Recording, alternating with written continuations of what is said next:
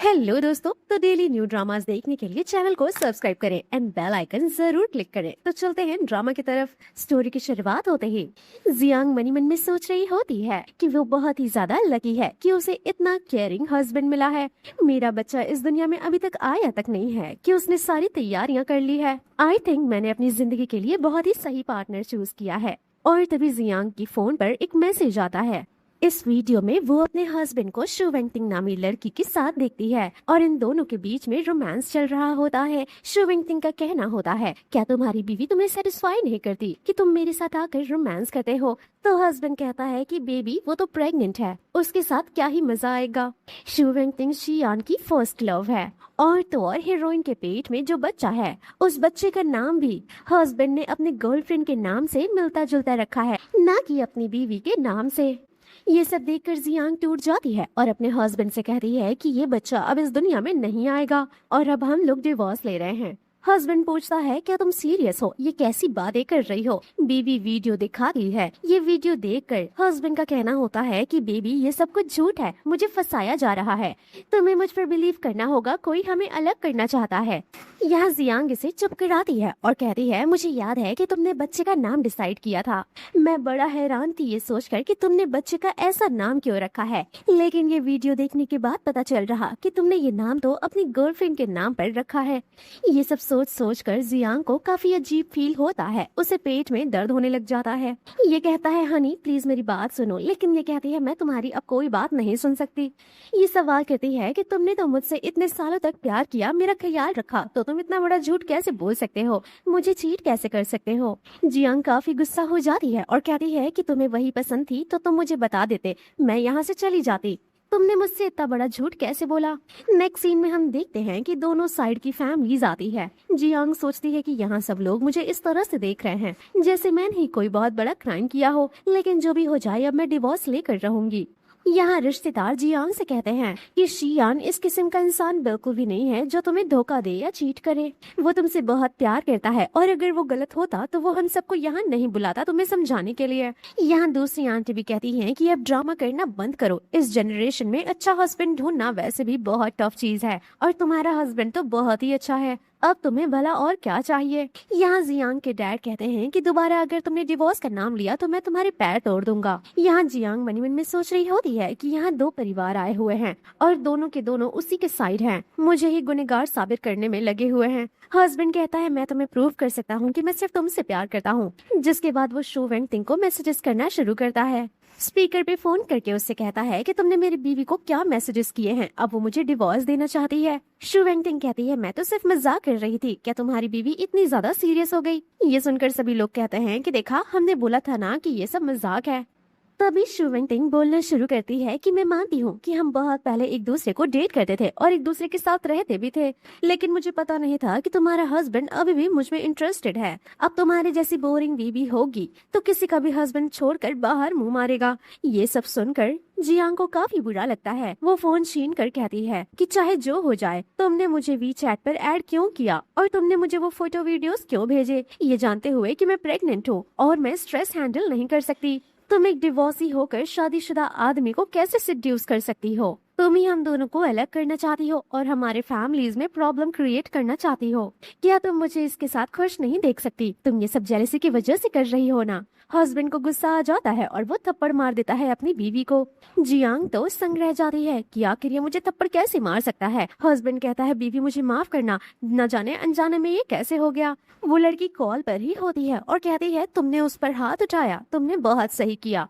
वो अपने आप को कुछ ज्यादा ही एडवांस समझती है और तुमने आज ये प्रूव कर दिया कि तुम मुझसे ही प्यार करते हो। ये उसे गालियां देकर फोन कट कर देता है और अपनी बीवी से कहता है कि देखो मुझे माफ कर दो, लेकिन तुम जैसी भी बातें कर रही थी वो बहुत ही घटिया बातें थी। जियांग मनी मन में सोचती है कि इसे लग रहा है कि आज ये सब मुझे पहली दफा पता चल रहा है, लेकिन ये सब मुझे बहुत पहले पता चल चुका था। एंड फ्लैशबैक में दिखाया जाता है कि शु वेंगटिंग घर आई हुई होती है और कहती है कि तुम्हें पता है ये तुम्हारा घर किसकी चॉइस से डिकोर किया गया है? ऑफ कोर्स मेरी चॉइस से। तुम्हें अभी अपने हस्बैंड के बारे में बहुत ही कम पता है। और तो और वो यहाँ की चेन दिखाते हुए कहती है कि ये हम दोनों का कपल वाला की चेन था। एक मेरे घर के लिए और एक उसके घर के लिए, और ये भी स्पेशली मेरे लिए ही बनवाया गया था। यहाँ जियांग कहती है कि जब तुम उसी से प्यार करते हो तो तुम मेरी जिंदगी में क्यों इतना ज्यादा प्रॉब्लम क्रिएट कर रहे हो। यहाँ वो फैमिली वालों से भी कहती है कि क्या आप लोग अभी भी डिवोर्स के लिए राजी नहीं होंगे, क्या आप लोग अंधे हो गए हैं कि ये सब देख नहीं सकते। हस्बैंड अपने आप को ही मारने लग जाता है और कहता है मुझे तो मर जाना चाहिए, मैं बहुत ही घटिया इंसान हूँ। तभी मॉम आकर जियांग को थप्पड़ मारती हैं और कहती हैं तुम चाहती क्या हो, आखिर तुम मेरे बेटे को मार देना चाहती हो क्या। शियान नीचे बैठ जाता है, रोते हुए कहता है प्लीज मेरे बच्चे को मुझसे अलग मत करो। शियान की मॉम उसे दोबारा थप्पड़ मारती है और कहती है कि तुम्हारी वजह से मेरा बेटा नीचे बैठा है। कहती है कि मैंने अपने बच्चे को बहुत ही प्यार से पाला पोसा है, उसे इस तरीके से गिड़गिड़ाता हुआ मैं नहीं देख सकती। और तो और जियांग की मॉम आकर उसे टॉर्चर करने लगती हैं। कहती हैं कि तुम कैसी बीवी हो, तुमने हमारे खानदान की नाक कटा दी, तुम जैसी लड़की को तो मर जाना चाहिए। यहाँ दूसरी आंटी कहती हैं कि आखिर कौन हस्बैंड गलती नहीं करता, इसका मतलब ये थोड़ी ना है कि तुम उसे डिवोर्स दे दोगी, जिंदगी भर के लिए उसकी जिंदगी बर्बाद कर दोगी। तुम्हारी जैसी घटिया औरत मैंने अपनी पूरी जिंदगी में नहीं देखा। और डिवोर्स लेने के बाद तुमसे कौन शादी करेगा, सेकंड बीवी बनकर तुम आखिर किससे शादी करोगी, कोई तुम्हें खुश नहीं रखेगा, हर जगह तुम्हें कैरेक्टरलेस बोला जाएगा। डैड कहते हैं कि हमारे खानदान में आज तक किसी ने डिवोर्स का नाम नहीं लिया है, तो आइंदा से तुम भी मत लेना, डिवोर्स लेने से अच्छा होगा कि तुम मर जाओ। यहाँ हस्बैंड कहता है मुझे माफ कर दो, मैं प्रॉमिस करता हूँ कि मैं कभी भी शू वेंटिंग से नहीं मिलूंगा, प्लीज मैं भीख मांग रहा हूँ कि मुझे एक दफा माफ कर दो। यहाँ सभी लोग कहते हैं कि देखो वो कितनी प्यार से माफी मांग रहा है, अब उसे माफ भी कर दो। लेकिन ये चिल्लाते हुए कहती है कि मैं कभी माफ नहीं कर सकती और बेहोश हो जाती है और इसके लोअर बॉडी से खून आने लग जाता है। नेक्स्ट सीन में जियांग कहती है कि वो एक हफ्ते से हॉस्पिटल में है। यहाँ वो सोशल मीडिया यूज करती है और देखती है कि शू वेंटिंग ने पोस्ट किए होते हैं कि चाहे जो हो जाए हम दोनों कभी अलग नहीं होंगे। वो अपने हस्बैंड को दूसरी लड़की के साथ देखकर काफी हर्ट फील करती है। यहाँ डॉक्टर कहती है कि आपकी प्रेगनेंसी अभी बहुत ही सेंसिटिव चल रही है, प्रेगनेंसी के दौरान एक माँ की इमोशंस बहुत ही ज्यादा इम्पोर्टेंट होती हैं।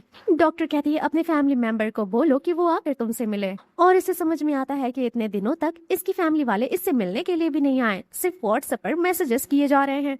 वो लोग सारी रिस्पॉन्सिबिलिटी सिर्फ मेरे ऊपर क्यों डाल रहे हैं। जियांग को इसकी फैमिली वालों का मैसेज आता है, तुम्हारे हस्बैंड ने तुम्हारे भाई को दोबारा से एक नया फोन दिया है, उसने ये काम 10,000 बार से भी ज्यादा किया है। अच्छा होगा कि तुम 2 बच्चे पैदा करो, एक लड़की और एक लड़का, क्योंकि तुम्हारा हस्बैंड डिजर्व करता है। स्कूल स्टार्ट होते ही तुम्हारे छोटे भाई को एक नए कंप्यूटर की भी जरूरत है, और अगर उसने नया कंप्यूटर नहीं खरीदा तो उसके क्लास वाले उसके ऊपर हंसेंगे। अच्छा होगा कि तुम अपने हस्बैंड की बहुत इज्जत करो। यहाँ शियान की भी फैमिली वाले इसे मैसेज करते हैं कि तुम्हारे घर वाले बहुत ही ज्यादा लालची हैं। मेरा बेटा तुम्हारे घर वालों की रिस्पॉन्सिबिलिटी उठाते उठाते थक गया है और तुम भी मेरे बेटे की इतनी ज्यादा इंसल्ट करती हो। हमने तुम्हारा और तुम्हारे घर वालों का कोई ठेका नहीं ले रखा है। इतना सब कुछ होने के बाद भी बेहतर होगा कि तुम अपनी औकात में रहो और उसे प्यारे प्यारे बच्चे पैदा करके दो। तभी इसके हस्बैंड का मैसेज आता है और कहता है कि ये मत सोचना कि मैं तुमसे मिलना नहीं चाहता, मैं बिजनेस ट्रिप पे हूँ और मैं बहुत ही ज्यादा थक चुका हूँ।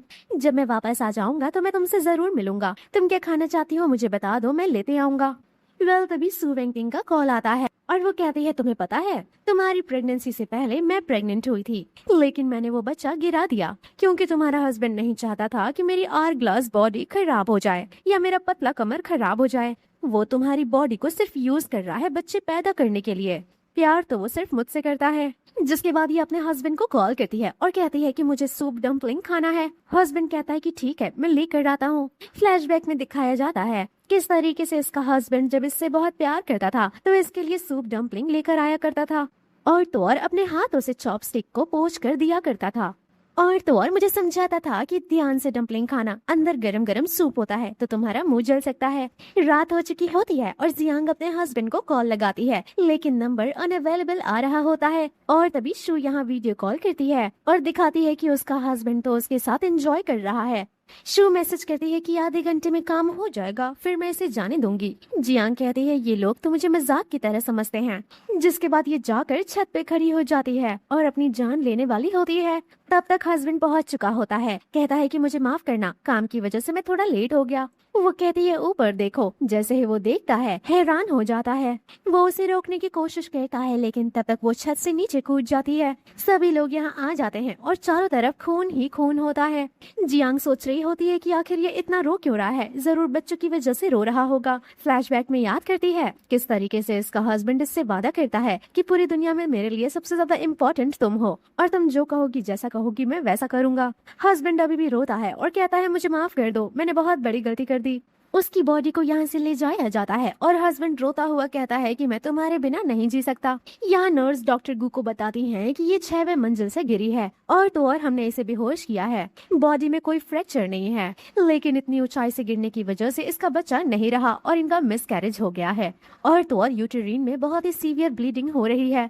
यहाँ डॉक्टर गू उसका ऑपरेशन करते हैं। जियांग का शक्ल देखते वक्त वो फ्लैशबैक में याद करते हैं जियांग का कॉलेज टाइम। वो मन ही मन में सोच रहे होते हैं कि जियांग तुमने अपने साथ ये क्या किया। यहाँ नर्स कहती है कि ब्लीडिंग बंद होने का नाम नहीं ले रहा और ब्लड प्रेशर भी गिरता जा रहा है। दूसरी तरफ जियांग की मॉम आकर कहती है मेरी बेटी कहाँ है और वो देखती हैं कि वो ओटी में है। ये देखकर वो रोना शुरू कर देती हैं। जियांग को पंप देना शुरू किया जाता है क्योंकि उसकी हार्ट बीट भी रुकने लग जाती है।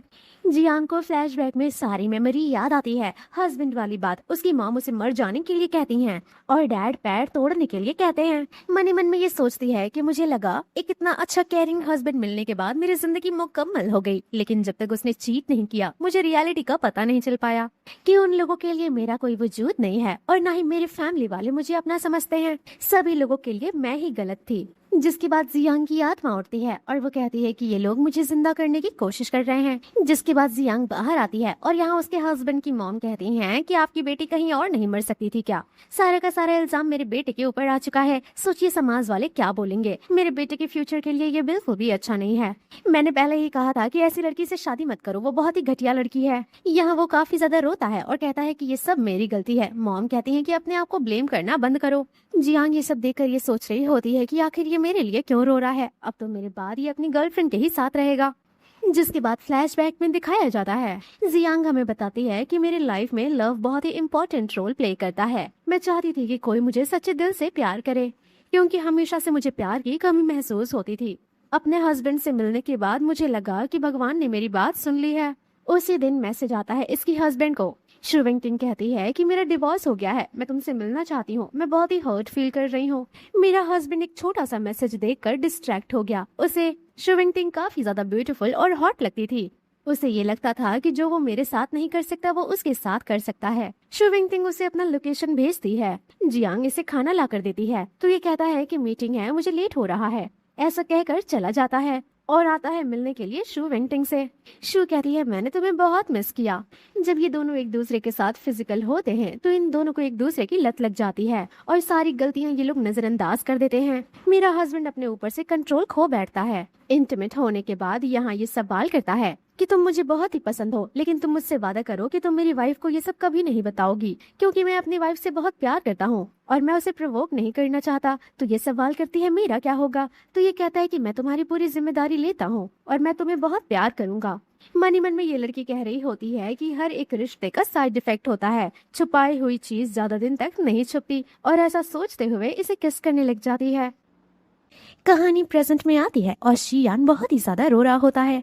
इसकी दूसरी गर्लफ्रेंड का भी कॉल आता है लेकिन ये बार बार कॉल कट करता है और मन ही मन में कहता है कि ये सब कुछ तुम्हारी वजह से हो रहा है। तुम्हारी वजह से मैंने इतने कीमती इंसान को खो दिया है।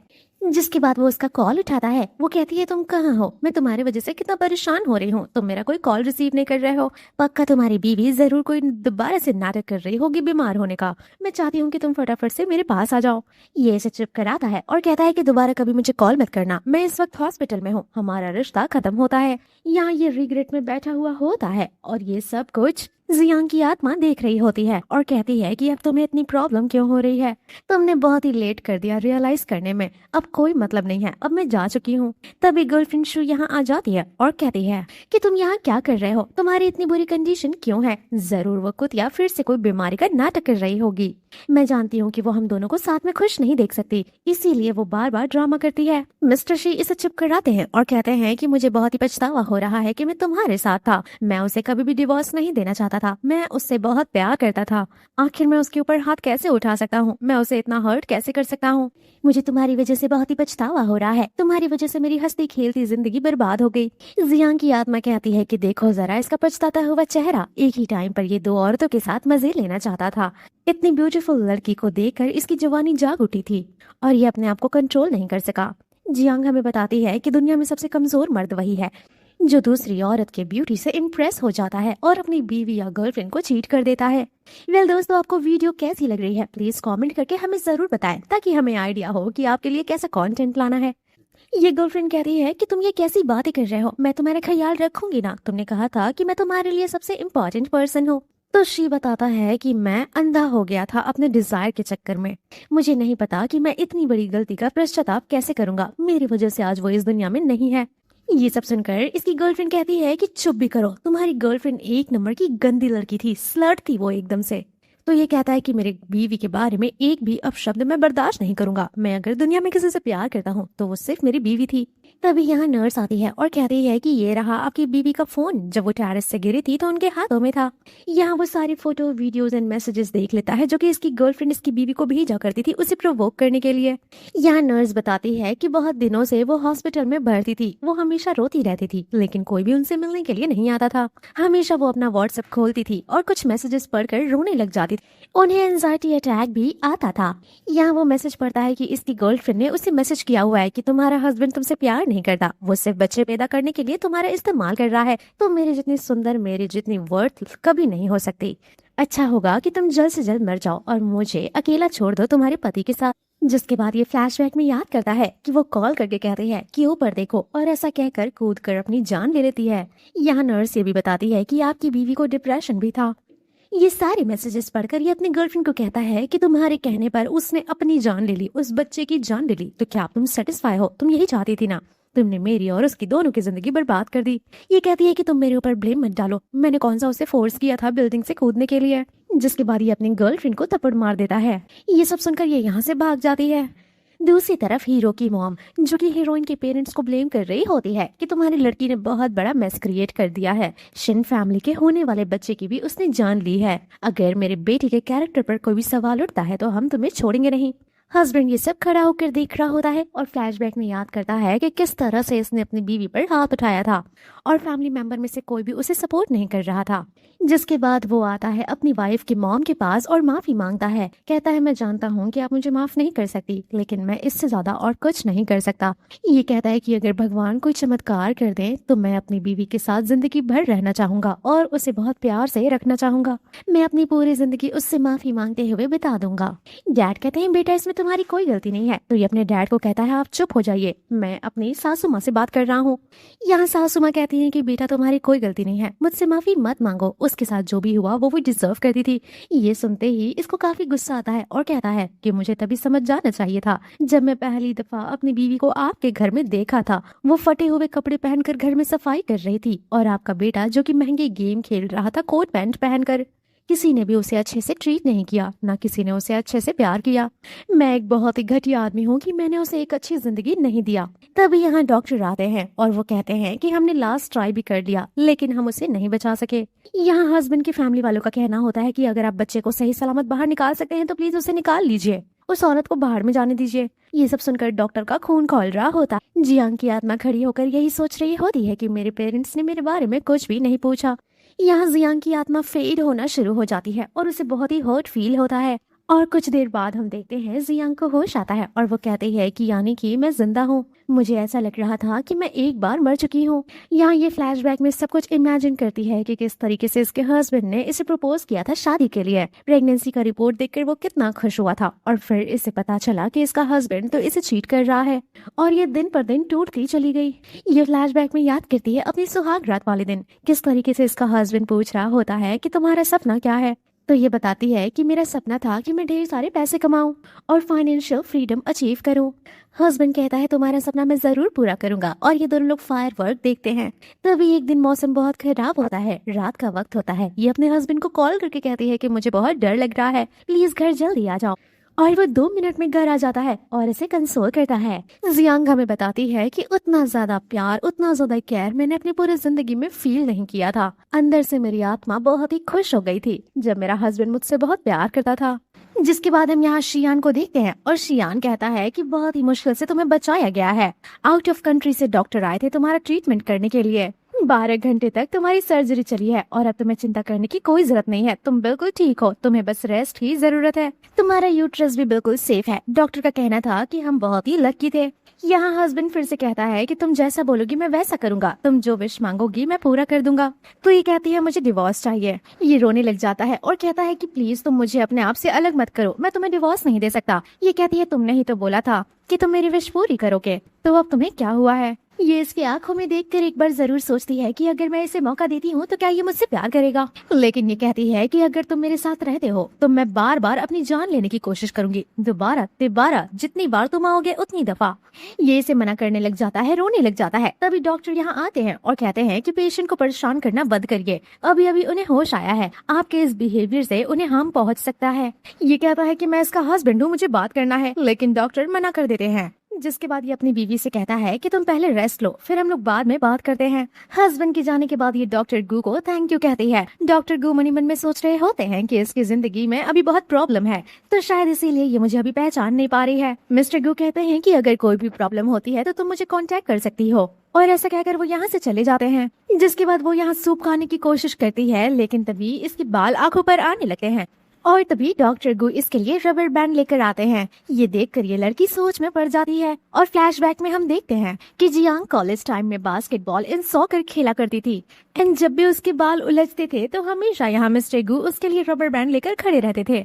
ये कहती है क्या हम एक दूसरे को जानते हैं, तो ये कहते हैं कि हाँ मैं मिस्टर गू हूँ। ये देखकर जियान एकदम हैरान हो जाती है। जिसके बाद बहुत पहले का समय दिखाया जाता है जब वो सॉकर प्रैक्टिस कर रही होती है। तभी एक चबी सा लड़का, जो कि बहुत सारे लोग मिलकर उसे यहाँ बुली कर रहे होते हैं कि तू कितना मोटा है, कितना भद्दा दिखता है, दिन रात पढ़ाई करता रहता है, चश्मिश कहीं का, तुझे तो कोई लड़की नहीं पूछेगी, चाहे तो कितने भी अच्छे ग्रेड्स ले आए। तभी जियांग आती है और कहती है कि तुम लोग क्या बकवास बातें कर रहे हो, तुम लोग यहाँ अपने से कमजोर को डराने की कोशिश कर रहे हो, क्या यही तुम लोगों की मर्दानगी है। यहाँ वो इन तीनों लोगों को ऑफर करती है कि सॉकर या बास्केटबॉल जो बोलो मैं खेलने के लिए तैयार हूँ, और अगर तुम लोग मुझे हरा देते हो तो मैं घुटनों पर बैठकर माफी मांगूंगी, लेकिन अगर मैं तुम तीनों को हराती हूँ तो तुम तीनों के तीनों ग्राउंड के चक्कर लगाओगे और तो और इससे माफी भी मांगोगे। यहाँ एक दोस्त कहता है कि भाई इससे पंगा लेना ठीक नहीं है, क्योंकि ये बहुत ही बड़ी सॉकर एंड बास्केटबॉल प्लेयर है, इसने बहुत ही मेडल जीते हैं। ये लोग सॉरी बोलते हैं और यहाँ से जाने लगते हैं। जियांग कहती है सॉरी मुझे नहीं, इस लड़के को बोलो। ये लोग इसे भी सॉरी बोलते हैं और यहाँ से चले जाते हैं। जिसके बाद ये लड़का आता है जियांग के पास और थैंक यू कहता है और उसे काफी ध्यान से देखता है, जैसे कि वो उसकी खूबसूरती में खो सा गया हो। वो पूछता है क्या हम दोनों सेम कॉलेज में हैं? तो ये कहती है नहीं, मैं लिटरेचर साइड में हूँ। ये कहती है कि मैं अक्सर देखती हूँ कि तुम टॉप करते हो, तुम एक बहुत ही एक्सीलेंट स्टूडेंट हो। देखो इस दुनिया में हमेशा तुमसे कोई ना कोई जेलस फील करेगा, लेकिन तुम हमेशा अपने ऊपर प्राउड फील करना और अपने ऊपर काम करते रहना। जिसके बाद वो बाय कहकर अपने दोस्तों के साथ यहाँ से चली जाती है और बातों बातों में वो इस लड़के को काफी करेज दे देती है। ये मनी मन में सोचने लगता है कि उसकी स्माइल देखकर मुझे बहुत ही पॉजिटिव फील हो रहा है। जिसके बाद ये ग्राउंड में रनिंग शुरू करता है। ये खूब रनिंग करता है, जियांग की तस्वीर देखता है, उससे मोटिवेट लेता है कि ये कितनी ज्यादा हार्ड वर्किंग है, कितनी अच्छी प्लेयर है, और दोबारा से रनिंग करता है। समय बीतता जाता है और ये एक टॉल हैंडसम लड़का बन जाता है जिनका नाम है मिस्टर गू। कॉलेज की बहुत सारी लड़कियां इसमें बहुत इंटरेस्टेड हैं, लेकिन ये फ्लावर लेकर आता है सिर्फ एक ही लड़की को प्रपोज करने के लिए, और वो है जियांग। ये जियांग को देखते ही काफी खुश होता है, आज अपना लव कन्फेस करने वाला होता है। लेकिन तभी जियांग जाती है अपने बॉयफ्रेंड शियान के पास, जिससे वो शादी करती है। ये सब देखकर इसे काफी हर्ट होता है। जिसके बाद ये फ्लावर फेंक देता है और अपने हाथों में रबर बैंड देखकर कहता है कि मैं तुम्हारा इंतजार करूंगा, क्योंकि मैंने तुम्हारा बहुत इंतजार कर लिया है और अब मैं मूव ऑन नहीं कर सकता। जिसके बाद हम प्रेजेंट में देखते हैं कि डॉक्टर इससे कहते हैं कि तुम इतना फुलिश काम कैसे कर सकती हो, तुम तो मुझे मोटिवेट किया करती थी, लेकिन अब देखो तुम अपनी कैसी कंडीशन कर ली हो। ये कहती है मुझे ऐसा बोलना बंद करो, क्योंकि मैंने अपनी जिंदगी में सबसे ब्रेवेस्ट काम यही किया है। मैंने बहुत हिम्मत जुटाई थी ऐसा करने के लिए। मिस्टर गु कहते हैं कि तुम अभी भी अच्छा फैसला ले सकती हो, तुम अभी भी बहुत यंग हो, आगे की आगे तुम्हारी पूरी जिंदगी पड़ी हुई है, अपनी जिंदगी बर्बाद मत करो। ये कहती है कि मुझे इसकी बातें इतनी चुभ क्यों रही है, एक टाइम पर मैं इसे इंस्पिरेशन दिया करती थी और अब मैंने अपनी क्या कंडीशन कर ली है। इस प्यार के रिश्ते ने मुझे बहुत ही ज्यादा कमजोर कर दिया। प्यार एक बहुत ही घटिया चीज थी। मिस्टर गु कहते हैं कि तुम्हारे लिए यहाँ पर सारी चीजें रखी हुई हैं, बॉडी से लेकर कपड़े से लेकर हर एक चीज की जरूरत, जो भी तुम्हें यूज करना हो तुम यूज कर सकती हो। और यहाँ पर एक सिस्टर आती हैं जो कि केयर गिवर होती हैं। मिस्टर गु का कहना होता है कि ये स्पेशली तुम्हारा ख्याल रखेंगी। ये कहती है कि आप मेरे लिए इतना सब कुछ क्यों कर रहे हो। मिस्टर गु कहते हैं कि जब मैं अपने लोएस्ट पर था तो तुमने मुझे समझाया, जिसके बाद आज मैं यहाँ पर हूँ, तो इसीलिए तुम्हारा ख्याल रखना, तुम्हें मोटिवेट करना मेरी जिम्मेदारी है। ये फ्लैशबैक में अपने आप को याद करती है कि ये एक स्ट्रॉन्ग कॉन्फिडेंट लड़की थी और हमेशा हाई पोनी बांधती थी, और अब से ये हमेशा हाई पोनी बांधेगी। तभी यहाँ इसका हस्बैंड आता है, पोनी में देखकर सोचता है कि इसने पोनी बांधना बंद कर दिया था। अंदर आकर कहता है कि मैंने तुम्हारा फेवरेट पंपकिन मिल्क लाया है और तुम्हारा वो फेवरेट रेस्टोरेंट जहाँ हम डेट पर जाया करते थे वहाँ से डम्पलिंग भी लाया है, मैंने स्पेशली तुम्हारे लिए कुक करवाया है। ये बहुत ही न्यूट्रिशन भरा खाना है जो कि तुम्हें काफी पसंद आएगा। ये कहती है कि नेक्स्ट टाइम आना तो डिवोर्स पेपर लेकर आना, अदरवाइज मत आना। ये इसे जाने के लिए कहती है, लेकिन ये फिर नीचे बैठकर माफी मांगने लग जाता है कि प्लीज मेरे साथ ऐसा मत करो, मैं तुम्हारे बिना नहीं रह सकता, मुझे अपनी गलतियों का पश्चाताप करना है। ये कहती है कैसी गलती, जो तुम जानबूझकर कर रहे थे, जानबूझकर किसी और लड़की के साथ सो रहे थे। तुम्हें गिल्टी इसीलिए फील हो रहा है क्योंकि वो सब मुझे पता चल गया, अदरवाइज तुम जिंदगी भर एंजॉय करते रहते। तुम मेरा प्यार डिजर्व नहीं करते, मुझे तुमसे डिवोर्स चाहिए। तभी यहाँ पर शियान की मॉम अपने बेटे को इस कंडीशन में देखकर कहती है, क्या तुम पागल हो गए हो, बार बार इस घटिया लड़की के सामने बैठकर माफी मांगते हो। वो इस लड़की को गालियाँ देती हैं कि तुमने हमारा होने वाला संतान हमसे छीन लिया, डायन कहीं की, और अब हमारे बेटे के साथ ऐसा कर रही है। तुम्हारा होना ना होना एक बराबर है, मर क्यों नहीं जाती। वो इतना ज्यादा गुस्सा दिखाती हैं और इसके ऊपर हाथ उठाने की कोशिश करती हैं। तभी मिस्टर गु आते हैं और इन सबको यहाँ से बाहर जाने के लिए कहते हैं। आंटी का कहना होता है कि मैं इसकी सास हूँ और मैं इसे सबक सिखा सकती हूँ, कोई मुझे नहीं रोक सकता। मिस्टर गु कहते हैं कि अगर आप अभी यहाँ से बाहर नहीं गए तो मुझे पुलिस को बुलाकर आपके ऊपर केस करना होगा। यहाँ हस्बैंड कहता है कि आखिर तुम हो कौन। तो डॉक्टर कहते हैं क्या हम बाहर बात कर सकते हैं, जिसके बाद ये दोनों लोग पर्सनली बाहर बात करने जाते हैं। जिसके बाद शियान बाहर आता है और कहता है कि थैंक यू डॉक्टर मेरी बीवी का इतना अच्छा ट्रीटमेंट करने के लिए, लेकिन मैं उसका हस्बैंड हूँ और मैं जानता हूँ कि उसके लिए क्या बेटर है, आप हमारे बीच इन्वॉल्व नहीं हो सकते। मिस्टर गु कहते हैं कि मैं जब से आया हूँ तब से देख रहा हूँ कि आप उसे परेशान कर रहे हैं, उसने अपनी जान भी लेने की कोशिश की है, तो फैमिली होने का टैग मत दीजिए। मैं यहाँ पर उसे अकेला नहीं छोड़ सकता क्योंकि मुझे नहीं लगता कि वो आप लोगों के साथ बिल्कुल भी सेफ है। यहाँ हस्बैंड लड़ने की कोशिश करता है, लेकिन मिस्टर गु कहते हैं कि तुम्हारी वजह से वो बिल्डिंग से कूदकर अपनी जान लेने की कोशिश की है और तुम लोग अपने आप को सो कॉल्ड फैमिली कहते हो। यहाँ वो उसे पंचेस मारता है और कहता है कि तुम्हारी वजह से उसके आज दोनों बच्चे इस दुनिया में नहीं है। दोबारा पंचेस मारता है और कहता है कि तुम्हारे वजह से उसने अपना फ्यूचर चेंज कर दिया। वो लड़की जो कि अपने फ्यूचर पर बिलीव करती थी और बहुत ही हार्ड वर्किंग टैलेंटेड लड़की थी, तुमने उसको पूरी तरीके से बर्बाद कर दिया। तुमने उसके साथ बहुत ही गलत किया है और तुम कहते हो कि तुम उसके हस्बैंड हो। ये हैरान हो जाता है और सवाल करता है, क्या तुम दोनों एक दूसरे को कॉलेज टाइम से जानते हो। मिस्टर गु कहते हैं कि अपनी आंखें ध्यान से खोलकर मुझे पहचानने की कोशिश करो। जिसके बाद वो याद करता है कि ये तो वही लड़का है जो कि इसकी बीवी को प्रपोज करने के लिए आया था। यहाँ हम देखते हैं प्रेजेंट में कि जियांग ये सब होते हुए देख रही होती है और उसे बहुत ही बुरा लगता है कि उसका हस्बैंड ऐसा है और कॉलेज टाइम का दोस्त उसे इस तरह से सपोर्ट कर रहा है। यहाँ डॉक्टर कहते हैं कि मुझे बहुत ही रिग्रेट हो रहा है, मुझे उसे पहले ही प्रपोज कर देना चाहिए था। अगर मुझे पता होता कि फ्यूचर में उसके साथ इतना गलत होने वाला है तो मैं कभी भी उसे जाने नहीं देता। हस्बैंड कहता है तुम कुछ नहीं कर सकते, हम दोनों शादीशुदा हैं, हम दोनों एक दूसरे से प्यार करते थे और वो मेरे ही पास चलकर आएगी। तुम एक आउटसाइडर हो, तुम चाहे जो भी कर लो वो तुम्हारे साइड कभी भी नहीं रहेगी। तभी जियांग बाहर निकल कर आती है और कहती है प्लीज यहाँ से चले जाओ और नेक्स्ट टाइम डिवोर्स पेपर के साथ ही आना। हस्बैंड कहता है कि मैं इतनी जल्दी तुम्हें डिवोर्स नहीं दूंगा, मैं तुम्हें सोचने का टाइम देता हूँ, एक बार सोच समझ लो तभी उसके बाद हम डिवोर्स लेंगे। यहाँ हस्बैंड के जाने के बाद डॉक्टर गु इसे सपोर्ट करते हैं और अपना कोट इसे पहनाते हैं, जिसके बाद ये डॉक्टर गु को शुक्रिया कहती है कि आपने मुझे बहुत ही सपोर्ट किया। और डॉक्टर कहते हैं कि कोई भी प्रॉब्लम हो तो तुम मुझे कांटेक्ट कर सकती हो, मुझे अपना ही समझना। तो ये कहती है कि मुझे बेजिंग के लिए प्लेन टिकट बुक करना है और मुझे एक न्यू फोन कार्ड भी चाहिए। यहाँ मिस्टर गो इसे समझाते हैं कि तुम वापस से पहली जैसी बन जाओ, जो तुम्हें करना पसंद है तुम वो करना शुरू करो और अपने लाइफ में एक वैल्यू क्रिएट करो। जिस तरह से तुम कॉलेज में स्पार्कल की तरह चमकती थी बिल्कुल वैसी बन जाओ। नेक्स्ट सीन में हम इसे एयरपोर्ट पर देखते हैं। ये अपने आप को शीशे में देखकर सोचती है कि मैं बिल्कुल पहले जैसा बनना चाहती हूँ। मेरा हस्बैंड मेरे लंबे बालों से काफी ज्यादा खुश था। जब मैं चोटी बांधती थी तो मैं उसे बिल्कुल पसंद नहीं थी क्योंकि वो उसे डोमिनेंट लगता था, लेकिन अब मैं बिल्कुल वैसी रहूंगी जैसा बनना मुझे पसंद है। शादी से पहले मैं नॉवल एडिटर थी, लेकिन शादी के बाद मेरे हस्बैंड ने मेरा काम छुड़ा दिया। लेकिन मेरी किस्मत अच्छी है कि जिन ऑथर्स के साथ मैं काम करती थी अभी भी वो मेरे कांटेक्ट में हैं।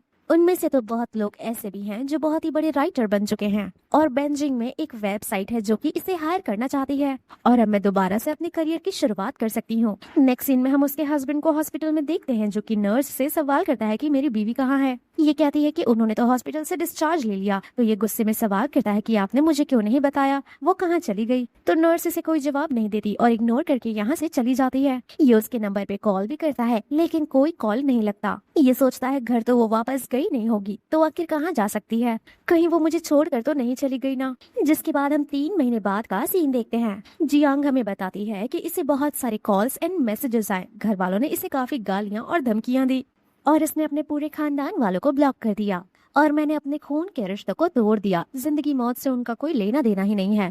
वेल तभी मिस्टर गू आते हैं इसके लिए फ्लावर लेकर। ये कहती है आपको रोज आने के लिए जरूरत नहीं है। मिस्टर गू कहते हैं चलो साथ में ब्रेकफास्ट करते हैं। मैं जानता हूँ तुमने ब्रेकफास्ट नहीं किया होगा और आज वीकेंड है, मैं फ्री था इसीलिए मैं आ गया। तुम्हें रिग्रेट फील करने की जरूरत नहीं है। जियांग हमें बताती है कि यहाँ 3 महीने हो गए आए हुए। हफ्ते में 3 से 4 बार ये मेरे लिए आता है, खाना बनाता है और मुझे मेरी मेडिसिन देने के लिए भी याद दिलाता है और इतना क्लोज होने के बाद भी ये अपनी लाइन कभी क्रॉस नहीं करता। यहाँ मिस्टर गू कहते हैं कि आज मैं तुम्हारे लिए टोफू हाई प्रोटीन सूप बनाऊंगा जो कि तुम्हारे हेल्थ के लिए काफी बेनिफिशियल है। यहाँ पर ये नॉवल लिख रही होती है और अपने लाइफ की इंस्पिरेशन और अपने लाइफ से रिलेटेड कुछ बातें लिख रही होती है जो कि इसे काफी हर्ट कर रही होती है। मिस्टर गू इसे समझाते हैं कि तुम्हारी यही स्टोरी लोगों को इंस्पिरेशन देगी, लोगों को उनके डर से लड़ने का एक मौका देगी। यहाँ ये मनी मन में सोचती है कि मुझे पहले पता नहीं था कि एक रिलेशनशिप ऐसा हो सकता है कि हम दोनों सिर्फ एक दूसरे का ख्याल रखते हैं। मुझे तो लगता था कि मुझे ओबीडियंट होना होगा, लोगों के लिए सेक्रीफाइस करना होगा, बट मैं बहुत ही गलत थी। लव एक अनकंडीशनल चीज होता है जो कि सिर्फ हो जाता है और हमें उसके लिए कुछ करने की जरूरत नहीं पड़ती। नेक्स्ट सीन में हम देखते हैं कि रात के वक्त ये अपना काम करके आ रही होती है कि तभी इसका एक्स हस्बैंड इसे मिल जाता है और कहता है मैंने तुम्हें फाइनली ढूंढ लिया। जियांग कहती है तुमने मुझे कैसे ढूंढा और मेरा हाथ छोड़ो। तो ये कहता है मैंने सारी यूनिवर्सिटी कॉलेज वाले लोगों से पूछा कि तुम कहाँ हो सकती हो। सभी लोगों ने ये बताया कि तुमने एज ए एडिटर काम शुरू कर दिया है। यहाँ इसके फैमिली वाले इसे काफी समझाते हैं कि तुम्हें हमारे साथ चलना होगा, तुम्हारे छोटे भाई की पढ़ाई एंड करियर पूरा बाकी है, जब तक तुम नहीं चलोगी तो ये लोग पैसे कैसे देंगे। तो ये कहती है कि आप लोग मुझसे सिर्फ पैसों के लिए रिश्ता रखना चाहती थी ताकि मैं इसके साथ इसकी नौकरानी बन के रहूं और ये आप लोगों को पैसे देता रहे। लेकिन अब मेरा आप लोगों के साथ कोई रिश्ता नहीं है, ना तो मेरा कोई भाई है, ना तो कोई माँ बाप और ना ही कोई हस्बैंड।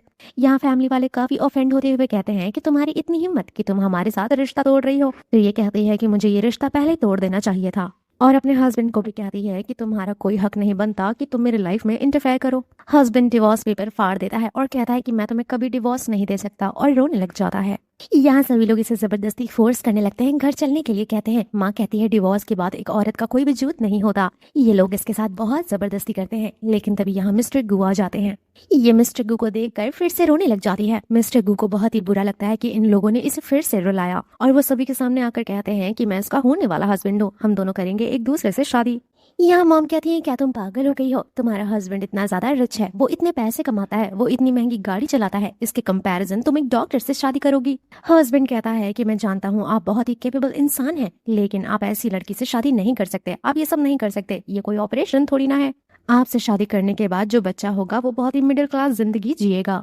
जिसके बाद ये अपना अकाउंट दिखा देता है और इसके अकाउंट में 10 बिलियन से भी ज्यादा अमाउंट होता है। ये बोलता है कि और देखिए ये मेरा वर्क है और ये मेरा स्टेटमेंट है और ये रहा वो फोटो जिस घर में मैं रहता हूँ। ये सब देखकर हस्बैंड कहता है कि बेंजिंग शहर का ये सबसे नंबर 1 घर है, जो कि कंट्री का सबसे महंगा घर है।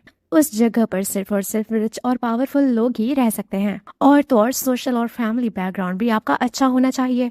तुम्हारे जैसा सर्जन आखिर उस जगह पर कैसे जा सकता है, आखिर तुम हो कौन। जिसके बाद ये अपने फादर का नाम बताता है। यहाँ अंकल हैरान हो जाते हैं क्योंकि गो फैमिली रिचेस्ट मिलिट्री फैमिली है बेंजिंग के सबसे रिचेस्ट लोगों में से एक। यहाँ फैमिली वाले तो इसे बो करने लग जाते हैं, इसकी तारीफें करते हैं और तो और अंकल तुरंत पलटी मार खा जाते हैं और कहते हैं तुम निकल जाओ यहाँ से, आज के बाद यही मेरा दामाद है। और सभी लोग उसकी गलतियां निकालने लग जाते हैं कि तुमने पहले मेरी बेटी पर चीट किया, मेरी बेटी ने बिल्कुल सही फैसला लिया। लेकिन यहाँ पर मिस्टर गू कहते हैं कि आप लोगों को इतनी रहम दिखाने की जरूरत नहीं है। जब यह हॉस्पिटल के बेड पर थी तो आप लोग कितनी दफा आए थे इससे मिलने के लिए और कितनी दफा इसकी केयर की थी, किसी ने इसे पानी का ग्लास तक नहीं दिया था। यहाँ जियांग फिर से डिवोर्स पेपर निकालती है और कहती है मेरे पास बहुत सारे डिवोर्स एग्रीमेंट है और मैंने सिर्फ तुम्हारे लिए ही रखा है, लो तुम अब साइन करो। तुम्हारी एक्स अभी भी मुझे ढेर सारी वीडियोस एंड ढेर सारे फोटोज वगैरह भेजती रहती है, अभी भी वो तुम्हारी गर्लफ्रेंड है, मैं सब कुछ अच्छे से जानती हूँ, ये नाटक करने का जरूरत नहीं है। यहाँ हाथ जोड़कर ये माफी मांगने लगता है और कहता है कि उस लड़की के बारे में बात मत करो, सच्चा प्यार मैं सिर्फ तुमसे करता हूँ। लेकिन ये मानने के लिए तैयार नहीं होती, जिसके बाद फाइनली इसे डिवोर्स पेपर पर साइन करना ही पड़ता है। वो डिवोर्स देकर रोता हुआ यहाँ से चला जाता है एंड देन ये अपने फैमिली वालों को भी जाने के लिए कहती है और कहती है मेरा आप लोगों से कोई रिश्ता नहीं है। डैड तो गुस्से में यहाँ से चले जाते हैं, लेकिन मॉम कहती हैं कि मैं तुम्हारे लिए बहुत ही खुश हूँ, तुमने फाइनली एक ऐसा हस्बैंड ढूंढ लिया जो तुमसे प्यार करता है और काफी रिच है। मॉम इसे इसके हस्बैंड के साथ घर पर इनवाइट करती हैं और कहती हैं कि मैं तुम्हारा फेवरेट डम्पलिंग बनाऊंगी। ये लोग चले जाते हैं। मिस्टर गो इसे अपना जैकेट उठाते हैं, कहते हैं कि मैं जानता हूँ कि रिलेशनशिप की वजह से तुम काफी ज्यादा हर्ट हो चुकी हो और मैंने शादी की बात सिर्फ इसीलिए कही ताकि तुम्हें एक रीजन मिल सके उन्हें एक्सक्यूज देने का, मैं कोई फोर्स नहीं कर रहा कि तुम मेरी बीवी बनो। ये कहती है इसका मतलब तुम मुझसे प्यार नहीं करते, तुम वो सब कुछ झूठ कह रहे थे। तो ये कहता है नहीं ऐसा नहीं है, जिसके बाद ये रबर बैंड दिखाती है और कहती है मैंने एक नॉवेल पढ़ा था जिसमें लिखा था कि अगर तुम्हारा बॉयफ्रेंड या तुम्हारे लव वन कोई रबर बैंड दे तो हमेशा उसे पहनो। ये खुश हो जाता है कि मेरा दिया हुआ रबर बैंड अभी तक इसके साथ है, जिसके बाद ये दोनों एक दूसरे को हक करते हैं। नेक्स्ट सीन में ये लोग घर आते हैं। जियांग कहती है तुम्हारे कपड़े भीग गए हैं, तुम कपड़े चेंज कर लो। ये पानी लेकर आती है मिस्टर जियांग के लिए और देख लेती है बिना कपड़ों के। ये शर्मा जाती है। मिस्टर गू कहते हैं कि तुम इतना ब्लश क्यों कर रही हो और तुमने अभी क्या देखा। तो ये कहती है नहीं नहीं मैं ब्लश नहीं कर रही और मैंने ऐसा कुछ नहीं देखा। ये जाने लगती है कि तभी मिस्टर गू इसे रोक लेते हैं और कहते हैं जियांग लिक्शी क्या मैं तुम्हें किस कर सकता हूँ, और ये तुरंत हाँ कह देती है और आज इन दोनों की ये फर्स्ट किस होती है। जिसके बाद समय बीत जाता है 1 साल आगे और आज इसे एक न्यूज देखने को मिलता है जिसमें ये शू वेंटिंग के बारे में पढ़ती है। ये शू वेंटिंग वही लड़की होती है जो कि इसके एक्स हस्बैंड के साथ अफेयर रखती है। पता चलता है कि वो लड़की हमेशा मैरिड लड़कों को पटाती है और शादीशुदा जिंदगी लोगों की बर्बाद कर देती है। ये लड़की तो लोगों का शादीशुदा लाइफ बर्बाद करके उनका घर तोड़ती है। यहाँ एक और न्यूज देखने को मिलता है कि इसके हस्बैंड की तो मौत हो चुकी होती है और मारने वाली कोई और नहीं बल्कि एक्स गर्लफ्रेंड होती है। इतना बेकार न्यूज देखने के बाद, लिटरली अपने हस्बैंड एक्स हस्बैंड की मौत देखने के बाद इसे बिल्कुल भी कुछ फील नहीं होता और ये कहती है कि मैं बहुत ही आगे बढ़ चुकी हूँ, ना तो मुझे नफरत होती है और ना ही मुझे उनकी याद आती है। शायद मैं उन लोगों को भूल चुकी हूँ और शायद ये एक फॉरगिवनेस है। जिसके बाद ये अपने हस्बैंड को दोबारा से किस करती है और कहती है कि मैं बहुत ही ज्यादा खुश हूँ। और इसी के साथ इस ड्रामा की हैप्पी एंडिंग होती है। तो हम मिलते हैं आपसे अगली वीडियो में, तब तक के लिए take care, bye bye and thank you for watching.